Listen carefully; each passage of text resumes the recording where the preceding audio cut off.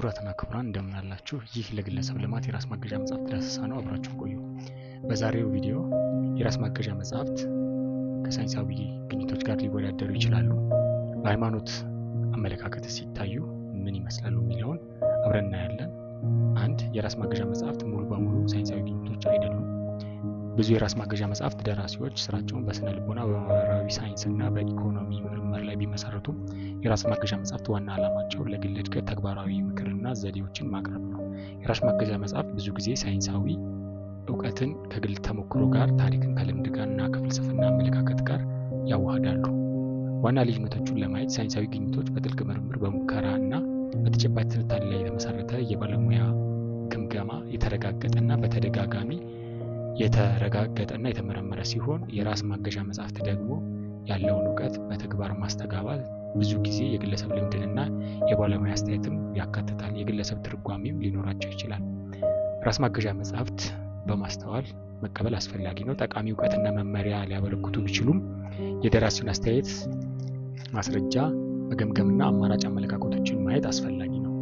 ግን በሳይንሳዊ ምርምር የተመሰረቱ የራስ ማገዣ መጽሐፍት አሉ ብለን ብንጠይቅ በርከት ያሉ የራስ ማገዣ መጽሐፍት ሳይንስን ከተሞክሮ ጋር ቢያዋህዱም እነዚህ ከዚህ በታች የተዘረዘሩ ሳይንሳዊ ግን በሳይንሳዊ ምርምር የተመሰረቱ የራስ ማገዣ መጽሐፍት እንደሆኑ ይታወቃል። አመለካከትና መነቃቃትን በተመለከተ የተጻፉት ማይንድሴት፣ The New Psychology of Success, Drive, The Surprising Truth About What Motivates Us, The Power of Passion and Perseverance የሚባሉት ሲጠቀሱ እንደ ምሳሌ በስሜት ደህንነት ወይም ኢሞሽናል ኢንተለጀንስ በተመለከተ ከተጻፉት ውስጥ ደግሞ ኢሞሽናል ኢንተለጀንስ 2.0 Quite the Power of Introverts in the World That Can't Stop Talking፣ መሪነትን በተመለከተ ከተጻፉት ለምሳሌ ያክል Leaders Eat Last፣ Drive, The Surprising Truth About What Motivates Us፣ ምርታማነትን እና ጊዜ አጠቃቀም በተመለከተ የተጻፉት Deep Work, Rule of Focused Success in a Distracted World፣ Make Time, How to Focus on What Matters Every Day፣ የግለሰብ ፋይናንስን በተመለከተ The Psychology of Money, I Will Teach You to Be Rich እና የመሳሰሉትን መጥቀስ እንችላለን። ይህ ውስን ዝርዝር በሳይንሳዊ ምርምር የተመሰረቱ የራስ ማገዣ መጽሐፍት ሲሆን ራስን ለማሻሻልና ለሙያዊ እድገት ተግባራዊ መመሪያ ሊሆኑ ይችላሉ። በሁለተኛነት የምናየው የግለሰብ እድገትና ልማት ከሃይማኖታዊ አመለካከት አንጻር ሲታይ ምን ይመስላል ብለን ስናይ የግለሰብ እድገትና ልማት ብዙ ጊዜ ከፈጣሪ ጋር የበለጠ ግንኙነት ለማግኘትና ከሃይማኖታዊ መርህ ጋር ለመስማማት የመንፈሳዊ እድገት ጉዞ እንደሆነ ይታወቃል። ከተለያዩ ሃይማኖታዊ ባህሎች ጋር የተለያዩ የግለሰብ እድገትና ልማት ዋና ጭብጦችና ሀሳቦችን እንደሚከተሉት አንደኛ የመንፈሳዊ ለውጥ። ብዙ ሃይማኖቶች መንፈሳዊ ለውጥን ያበረከቱ ናቸው። ይህም በሰው እሴቶች፣ እምነቶችና ባህሪያት ውስጥ የሚከናወን ዋና ለውጥ ነው። ይህ ሂደት አሉታዊ ባህሪያትን በመተው አዎንታዊ ጥርጣሬን በማስወገድ ወደ ፈጣሪ ቅርብ ግንኙነት ያመራል።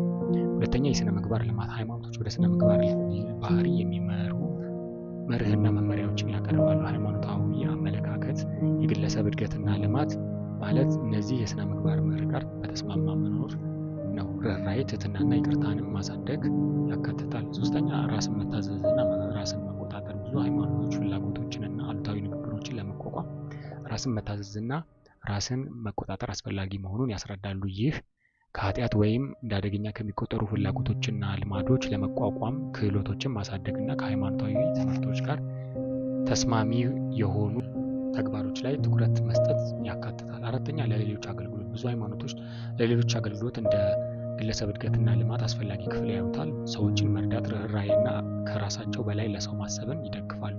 ጸሎትና ተመስጦ።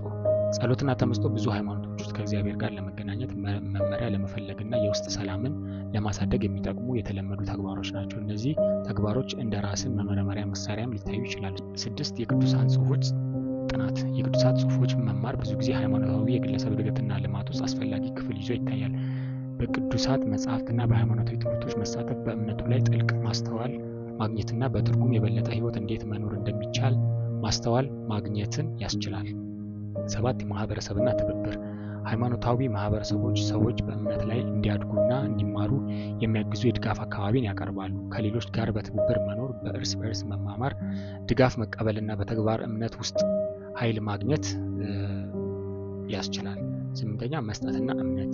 ለእግዚአብሔር ፍቃድ ራስን መስጠትና አስፈላጊ መሆኑን ይህም ለሰው ሕይወት የተዘጋጀ መንፈሳዊ እቅድ እንዳለ ማመንና አስቸጋሪ ሁኔታዎችን በመንፈሳዊ ጉዞ አካል መሆናቸውን መቀበልን ያካትታል። ይቅርታን መፈለግና እርቅ 9ኛ ላይ የምናየው ሀሳብ ሲሆን ሰው የራሱን እንከን መረዳት፣ ይቅርታን መፈለግ ብዙ ሃይማኖቶች ውስጥ የግለሰብ እድገትና ልማት ክፍል አስፈላጊ ነው እንደሆነ ይታያል። ይህም ኃጢአትን መናዘዝ፣ የተሳሳተንን ተግባር ማስተካከልና ከተጎዱት ጋር እርቅ ማድረግን ያካትታል። 10ኛ የዘላለም አመለካከት። ብዙ ሃይማኖቶች ከዚህ ሕይወት በኋላ ላለው የዘላለም ሕይወት እንድንዘጋጅ ይመክራሉ። ይህም ሰዎች ሕይወታቸውን በማሻሻል በእግዚአብሔር ፊት ወይም በፈጣሪ ፊት የሚያምር ሕይወትን መኖር ለማሳካት ኃይለኛ አነቃቂ ሊሆን ይችላል። በማጠቃለያም እነዚህ በተለያዩ ሃይማኖታዊ ባህሎች ውስጥ ከግል እድገትና ልማት ጋር የተያያዙ የተለመዱ ጭብጦች ብቻ ናቸው። የተለያዩ ሃይማኖቶች ተግባሮች በሃይማኖታዊ እና በግለሰብ እምነት ትርጓሜ መሰረት ሊለያዩ ይችላሉ። ከዚህ በመቀጠል ደግሞ የግለሰብ እድገትና ልማት በክርስትናስ ምን ይመስላል የሚለውን በክርስትና ውስጥ የግለሰብ እድገትና ልማት በጥልቅ መንፈሳዊ እድገት ጋር የተያያዘ ነው። መንፈሳዊ እድገትና ልማት በሕይወት ሁሉ የሚቀጥል ሂደት ሲሆን ክርስቶስን በማምለክና ከእግዚአብሔር ፈቃድ ጋር ሕይወትን በማስማማት መኖር ነው። በክርስትና እምነት ውስጥ የግለሰብ እድገትና ልማት ዋና ዋና ክፍሎች እንደሚከተሉት ይሆናሉ። 1ኛ መቀደስ። ይህም በክርስትና ውስጥ ዋና አስፈላጊ ነገር ሲሆን ቅዱስ መሆን ወይም ጻድቅ የመሆን ሂደትን ይጠቁማል። ይህም በአማኝ ሕይወት ውስጥ በቀላል የሚከናወን ለውጥ ሲሆን ክርስቶስን መምሰልን ያካትታል። ይህም በመንፈስ ቅዱስ ሥራ በአማኝ እምነትና ተባባሪነት ላይ ተመስርቶ ይፈጸማል። 2 መንፈሳዊ ተግባራት። ክርስቲያኖች ከእግዚአብሔር ጋር ግንኙነት ለማድረግ እና በእምነት ለማደግ በተለያዩ መንፈሳዊ ተግባሮች ይሳተፋሉ። ከነዚህ ምግባራት በጥቂቱ ጸሎት፣ ከእግዚአብሔር ጋር መነጋገር፣ ምስጋና ማቅረብ፣ መመሪያ መፈለግና ለሌሎች መለመን ሲሆን መጽሐፍ ቅዱስ ጥናት፣ የእግዚአብሔርን ቃል ለመረዳትና በዕለት ተዕለት ሕይወት ላይ ለማዋል ማንበብና ማሰብን ይጨምራል።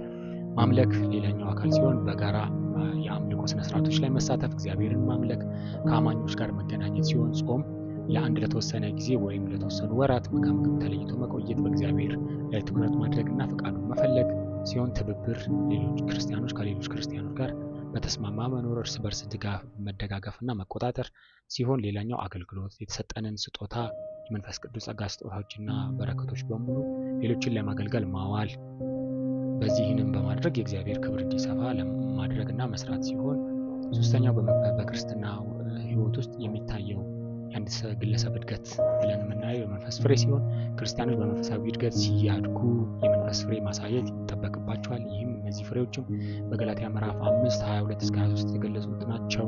ፍቅር፣ ደስታ፣ ሰላም፣ ትዕግስት፣ ቸርነት፣ በጎነት፣ ታማኝነት፣ የተስፋ ቅንነትና ራስን መቆጣጠር ሲሆኑ እነዚህ ፍሬዎች በሰው ጥረት ብቻ አይመጡም፣ ነገር ግን በአማኝ ሕይወት ውስጥ በመንፈስ ቅዱስ ሥራ ውጤቶች ናቸው።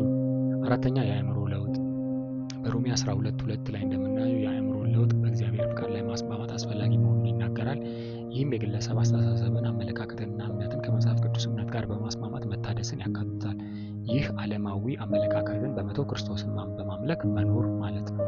5ኛ ኃጢአትን መቋቋም። አንዳንድ ክርስቲያኖች የተሟሉ አይደሉምና ወደ ኃጢአት የሚያዘነብሉባቸው ጊዜዎች ይኖራሉ። የግለሰብ እድገትና ልማት የራስን ድክመት መረዳት፣ ኃጢአትን ለእግዚአብሔር መናዘዝና ይቅርታን መፈለግን ያካትታል። እንዲሁም ፈተናን በተግባር መቋቋምና በእግዚአብሔር ፊት የሚያምር ሕይወት ለመኖር መሞከር ወይም ለመኖርን ያካትታል። 6ኛው ትህትናና በእግዚአብሔር መተማመን። የክርስቲያን የግለሰብ እድገትና ልማት በትህትና ላይ የተመሰረተ ነው። ሁሉም ክህሎቶችና በረከቶች ከእግዚአብሔር መሆናቸውን በመረዳት ይህ የራስን ፍቃድ ለእግዚአብሔር መስጠትና በመመሪያውና በመግቦቱ መተማመንን ያካትታል። 7ኛ ፍቅር ለእግዚአብሔርና ለሌሎች። በክርስትና ውስጥ ትልቁ ትእዛዝ እግዚአብሔርን በልብህ፣ በነፍስህ፣ በአእምሮና በኃይልህ ማምለክና ባልንጀራህን እንደ ራስህ ውደድ ነው። የግለሰብ እድገትና ልማት እነዚህን 2 ፍቅሮች በማሳደግ ሁሉንም የእምነት ተግባር መፈጸም ያስችላል። 8ኛ ትዕግስትና ጽናት። የክርስቲያን ጉዞ ሁልጊዜ ቀላል አይሆንም። ችግርን ለመቋቋም አስቸጋሪ ጊዜ ታማኝ ሆኖ ለመቆየትና በእምነት ለማደግ ትዕግስትና ጽናት ያስፈልጋል። ዕብራውያን 12:1-2 እንደምናየው አማኞች በትዕግስት የእምነት ጉዞን እንዲሮጡና ዓይናቸውን ኢየሱስ ክርስቶስ ላይ እንዲተክሉ ይናገራል። 9ኛው የዘላለም አመለካከት ነው። ክርስቲያኖች በዘላለም ሕይወት ያምናሉ። በምድር ላይ ያላቸው ጊዜ ለዘላለም ዝግጅት መሆኑንም ያውቃሉ። ስለዚህ ይህ አመለካከት የግለሰብ እድገታቸውን ያነሳሳል። እግዚአብሔርን የሚያከብርና የዘላለም እቅዶቹ ጋር የሚስማማ ሕይወት እንዲኖሩ ያነሳሳቸዋል። 10ኛ ማህበረሰብና ተጠያቂነት ሲሆን ክርስቲያን የግለሰብ እድገትና ልማት ብዙ ጊዜ በአማኞች ማህበር ውስጥ ያድጋል። ቤተ ክርስቲያን ውስጥ ለትብብር፣ ለቁጥጥርና ለእርስ በርስ ድጋፍ ቦታ ይሰጣል። ይህም ግለሰቦች በእምነታቸው እንዲያድጉና የክርስቲያን እሴቶችን በህይወታቸው እንዲኖሩ ያግዛል። በአጠቃላይ በክርስትና ውስጥ የግለሰብ እድገትና ልማት ክርስቶስን በማምለክ ክርስቶስን ወደ መምሰል የሚያመራ ጉዞ ነው። በመንፈስ ቅዱስ ኃይል የሚጠናከርና በመጽሐፍ ቅዱስ ትምህርቶች ላይ የተመሰረተ ነው። ይህ የለውጥ ሂደት የሰው ህይወትን ክፍል ሁሉ ይነካል። እግዚአብሔር ጋር ጥልቅ ግንኙነት እንዲኖረን በማድረግ ወደ ሙሉነት ህይወት ያመራል። ይህንና መሰል ይዘቶችን ለማግኘት ማህበራዊ ሚዲያ አካውንቶችን ይከታተሉ። ከዳዲ ጋር ነበር የቆያችሁት። ደህና ሁኑ።